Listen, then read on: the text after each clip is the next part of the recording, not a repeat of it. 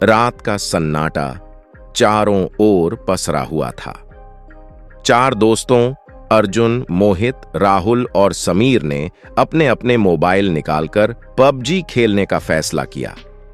वे एक नई मैप पर खेलना चाहते थे जिसका नाम था भूतिया कैसल। इस मैप के बारे में कहा जाता था कि यहाँ कुछ अजीब और खौफनाक होता है। मैच शुरू होते ही चारों दोस्त हंसते मजाक करते हुए खेल में डूब गए।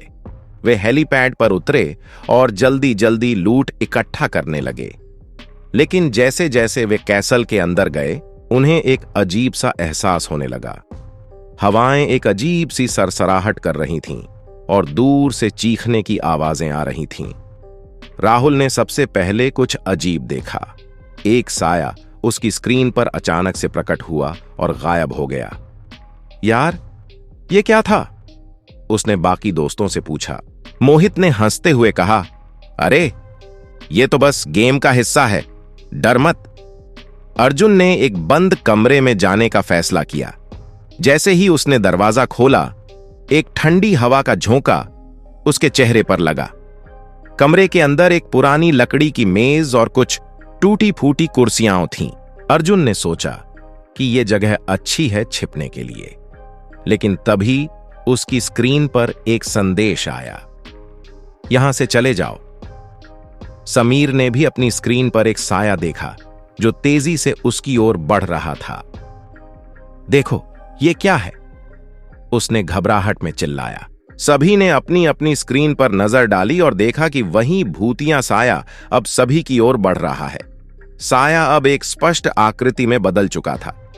वह सफेद कपड़ों में लिपटा हुआ था, उसकी आंखें लाल जल रही थीं और उसके मुंह से खून टपक रहा था। चारों दोस्त भय से कांपने लगे।